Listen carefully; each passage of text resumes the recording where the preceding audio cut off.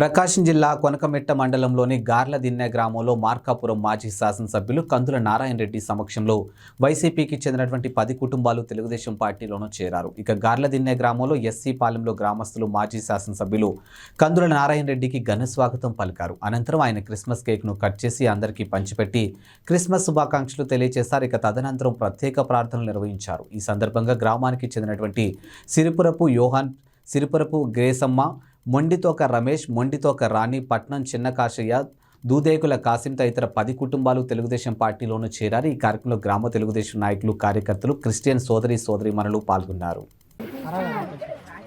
గాఢాంధకారపు లోయలో నేను సంచరించినను, ఏ అపాయములకు భయపడను.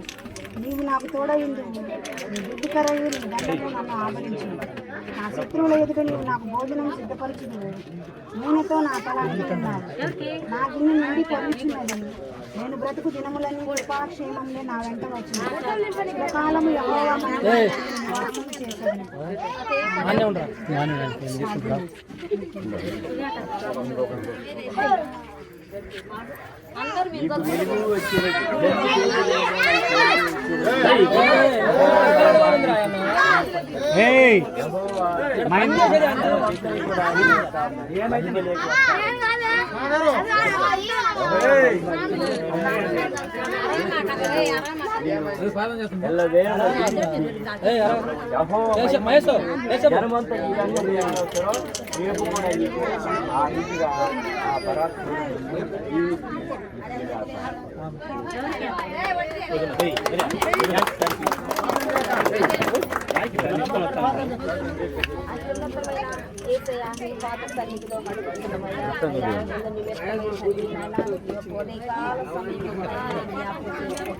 ఒక్కసారి తండ్రి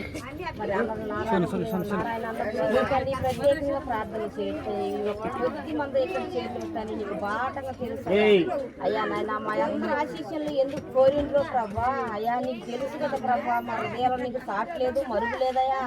అంతరంగం మెరిగిన వాడి హృదయరాజ్యం గలవాడవయ్యా. అయ్యా మరి అన్నలో తండ్రి నాయన ఏది లోటున్నా కూడా తీసివేసి తండ్రి నాయన అయ్యా. ఇదిగో తండ్రి గడంద కార్ప లోయలో సనసరించిన నీ దుడ్డు గరయో దండముకు ఆదరించుతారని చెప్పిన దేవానికి స్తోత్రాలయ్యా. అయ్యా నీ ఆశీస్సుల కోసం ఆయన ఆశపడుతున్నాడు తండ్రి. ఆశపడ ప్రాణాన్ని తృప్తిపరచమని అడుగుతున్నామయ్యా, అనుకూలపరచమని అద్భుత కార్యం చేయమని అడుగుతున్నాము తండ్రి. అయ్యా మరి ఎందు నిమిత్తమై అడుగుతున్నాడో నువ్వు అడిగేది ఆయన కొద్దినయ్యా, నువ్వైతే విస్తారమైన దీవెనతో నింపుతానని చెప్పిన దేవా నీకు స్తోత్రాలు తండ్రి నాయన. అయ్యా ఆయన మరి తండ్రి నాయన పదవులకు రావాలని ఎంతో ప్రయాసపడుతున్నావు తండ్రి. ప్రయాసపడుతున్న భారం మోసిన సమస్త జనులారా నా వద్దకు రండి, మీకు విశ్రాంతి కలుగు చేస్తానన్నవయ్యా. ప్రజల్లో మంచి స్పందన వచ్చింది. మీ అందరి ఆశీస్సులు ఉంటే తప్పకుండా నేను కూడా గెలుస్తాను. ఇక్కడ అధికారం ఉండి ఎమ్మెల్యేగా లేకపోతే ఏ రకమైనటువంటి ఇబ్బందులు ఎదుర్కొన్నామో, ఎమ్మెల్యే ఉండి అధికారం లేకపోతే ఏ రకమైన ఇబ్బందులు ఎదుర్కొన్నామో లాస్ట్ 10 సంవత్సరాలు చూస్తాం. నెక్స్ట్ ఈ 5 సంవత్సరాల్లో 2 లేకపోయేసరికల్లా ప్రజలు కానీ కార్యకర్తలు కానీ ఏ రకంగా ఇబ్బంది పడిందో అది చూసాం. రేపు అధికారంలోకి తెలుగుదేశం పార్టీ రాబోతా ఉంది. ఆ వచ్చే సమయంలో నన్ను కూడా చివరి అవకాశంగా నాకు కూడా చివరి అవకాశంగా మీరందరూ ఒక అవకాశం కల్పిస్తే తప్పకుండా మనం గెలుస్తాం.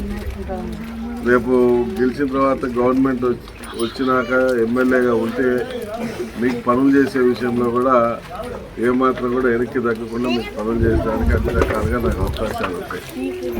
పోయినసారి ఎమ్మెల్యేగా లేను కానీ అన్ని ఊర్లకు పనిచేసినాను.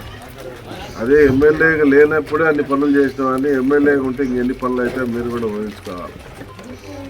సరే ఏదేమన్నా కానీ నేనైతే కష్టాల్లో ఉన్నా. ఈ కష్టాల్లో ఉన్నవాడిని నన్ను ఆదుకోండి, నేను మిమ్మల్ని ఇక్కడ పెట్టుకొని చూసుకుంటా. మీకు కష్టం అంటే ఏంటో తెలియకుండా చేస్తా. ఒక్కసారి మాత్రం పెద్ద మనసు చేసుకొని అందరూ నన్ను ఆశీర్వదించండి.